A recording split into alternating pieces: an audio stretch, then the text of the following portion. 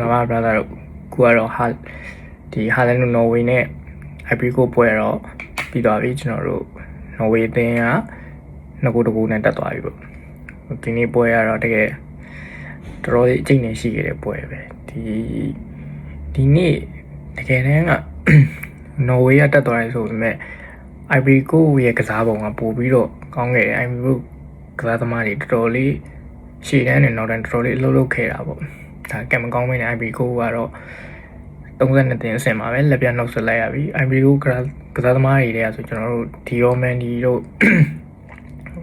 နီကိုလက်ပီပီတို့ဘာလို့ဆိုရင်လည်းတော်တော်လေးကောင်းတယ်အဲတိုက်စစ်လေးတစ်ချက်ပဲနည်းနည်းလေးလိုနေတော့အဆုံးသက်ပိုင်းလေးညံ့နေတယ်အဲ့ဒါလေးတွေကသူတို့ရတဲ့ chance လေးတွေကိုးပြစ်မပြောင်းလဲနိုင်လိုက်ဘူးပေါ့ဒုတိယပိုင်းတော့အာမက်ဝင်လာတယ်အာမက်ဝင်လာပြီးနောက်ပိုင်းမှာသူတို့ခြေပါကိုပြန်ရတယ်အဲခြေပါကိုပြန်ရပြီးနောက်တော့ရှော့သူတို့ဖိတော့တဲ့အချိန်မှာ chance တွေလည်းရတယ်အဲ့ဒီ chance တွေကိုပိုင်သုံးချနိုင်ရဘူးအဲ့တော့ကျွန်တော်တို့နော်ဝေဘက်ကပြန်ဖိပြီးတော့မှဒီမိနစ်85မိနစ်လောက်86လောက်ပေါ့အဲ့လောက်မှာဒီ OD ကခင်းပြီးလိုက်တဲ့လုံးပြန်ပြတ်ပြီးတော့ pass ခါနေပြန်ဖြတ်ချိုးပြီးတော့မှဟာလန်ကထိချက်လေးနဲ့ပဲရိုင်းအောင်ပိတ်တယ်ထိချက်လေးနဲ့ပဲထိပြီးတော့ကိုယ်ရဲဝင်သွားခဲ့ရပေါ့ဒါအနိုင်ကိုပြတ်သွားခဲ့တဲ့ပွဲပေါ့ဟာလန်အတွက်ကတော့ကျွန်တော်ဒီသူ့ရဲ့ပထမဆုံးကမ္ဘာဖလားမှာဒါသူအသက်25နှစ်ပေါ့ပထမဆုံးကမ္ဘာဖလားမှာကျွန်တော်တို့ကိုးရီအတွက်5လုံးအုပ်စုပွဲမှာ4လုံးအခုတစ်လုံးဆိုတော့5လုံးပြည့်သွားပြီပေါ့နောက်လာမယ်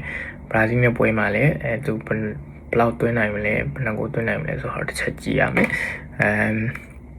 ဒီပွဲမှာတော့နော်ဝေဘက်ကတော့နောက်တန်းလဲတော်တော်လေးလုံအောင်စောင့်နိုင်ခဲ့တယ်ပေါ့အာချာတို့ဘာလို့ဆိုရင်လဲအရင်footballကိုကျွန်တော်တို့ဘယ်လိုပြောရမလဲဒီ ball playing defender ပုံစံမျိုးမစော့ပဲねကျွန်တော်ဘယ်လိုပြောရမလဲ destroyer တိုက်ပဲစော့သွားပြီးတော့မှအရင်risk ယူရတာမရှိဘူးရှင်းနေတာရှင်းတယ်ရှင်းထုတ်တင်တာရှင်းထုတ်တယ် corner ပေးတင်လည်းပေးလိုက်တယ်အဲ့လိုမျိုးပုံစံနဲ့မှန်တယ်လေးစော့သွားတယ်ပေါ့ဒါဒီလိုပုံဒီနောက်တန်းပုံစံလေးဘရာဇီးနဲ့ပွဲထိထိန်းသွားနိုင်တယ်ဆိုရင်တော့သူတို့အတွက်နောက်တစ်ဆင့်တက်ဖို့တော်တော်လေးလာကောင်းတယ်နောက်ဒီရှေ့တန်းကမထင်ထားတာကျွန်တော်တို့နူစာပေါ့နူစာရဲ့တော်တော်လေးရှေ့ဘိုင်းမှာတော်တော်လေးလှုပ်တယ်ပထမပိုင်းမှာသူ့ဘက်ကကြီးထိုးပေါက်တာများတယ်ပေါ့ဟာလန်တို့ဒီကတ်တို့ရိုင်းလှုပ်မရတဲ့အချိန်တွေမှာသူဆိုရိုကလည်းအဲ့လောက်ကြီးလှုပ်မရအဲ့သူ့ဘက်ကပဲထိုးပေါက်တာများတယ်သူနဲ့ဒီဘက်ကပါချ်ကနံပါတ်8လေးပေါ့အဲ့နံပါတ်6လေးပေါ့အဲ့နှစ်ယောက်ရဲ့တွဲလုံးလေးတွေ1 2လေးတွေနဲ့Ivory Coast အတင်းကိုနည်းလေးတွတ်ဆတာပေါ့ပထမပိုင်းမှာအဲ့လိုစွန့်နေနေပဲဒီနူစာရဲ့တကယ်လှပတဲ့တစ်ချက်ခောက်ပြီးတော့ဒါကတော့ signature လုံးနေပါပဲလက်ဝင်းကားတွေဆိုလို့ရှိရင်ဒီလိုလုံးနေပဲတွင်းနေကြဆိုတော့လှပပါပဲကိုသမားရဲ့ဟိုးပဲအဝေးတောင်ကတ် inside တွေနဲ့ကန်လိုက်တယ်တော်တော်လေးလှတယ်လုံးမှာဒါဒီကပတ်ပလာကိုးတွေထဲမှာတော့အလားဆုံးကိုးတွေလို့ပြောလို့ရမယ်ဒီတွင်းသွားတဲ့အထက်တွေမှာပေါ့တော်တော်လေးလှပါတယ်မနေ့ကဂျပန်ကစားသမားတွင်းသွားဆိုရင်တော်တော်လေးလှတယ်လှလုံးဒီကိုးတွေထဲမှာတော့ပါနိုင်ရောဒီကိုးလေးကလည်းတော်တော်လေးလှတယ်ပြီးတော့ဟာလန်လည်းဒါဟာလန်တွင်းသွားတဲ့လုံးလေးကလည်းတော်တော်လေး pleasing သူတို့နားလည်မှုလေးတွေပြသွားလေတော်တော်လေးကောင်းတယ်ပေါ့အဲ့ဒါလေးနောက်ပြီးတော့ကျွန်တော်တို့ဒီကွင်းလယ်ပိုင်းမှာဆိုရင်လည်းကျွန်တော်တို့ဒီ pass 2ယောက်ပေါ့အဲ့ကောင်လေးတွေကလည်းတော်တော်လေးလှုပ်တယ်OD ကဆိုရင်လည်းနောက်ထိဘောလုံးဆင်းယူပြီးတော့ရသလောက်ဘောလုံးတွေဖြန့်တယ်ဒါပေမဲ့ OD ကဒီနေ့ပွဲမှာနည်းနည်းလေး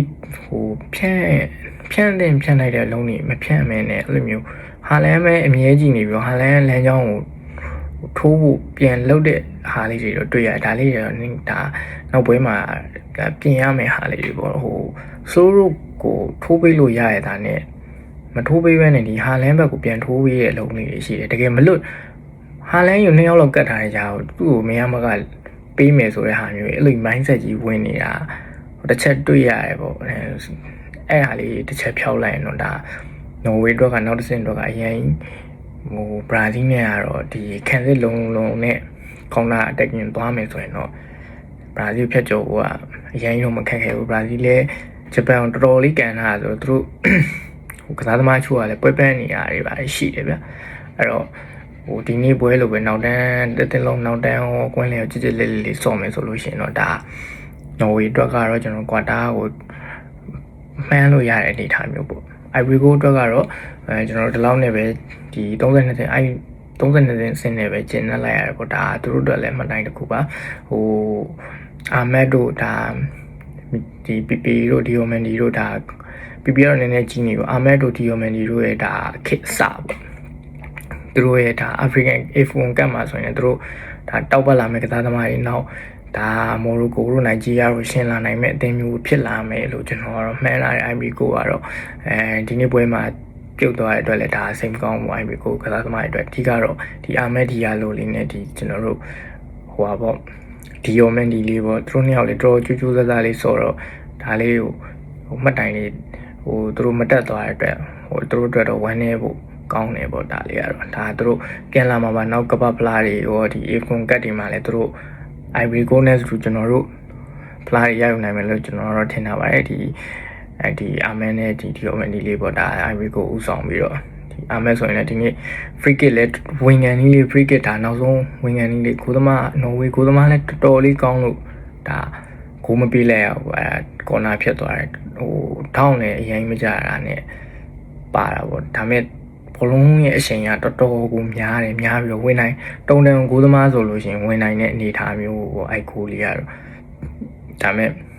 ဒါကိုဝင်တော့ဒါ Ivory Coast အတွက်တော့ဒါကံမကောင်းခဲ့ဘူးပေါ့ဒါပထမကိုဒီအာမဲဝင်လာတဲ့ချီပါကိုလေးကလည်းတော်တော်လေးကိုသူတယောက်တည်းဒီ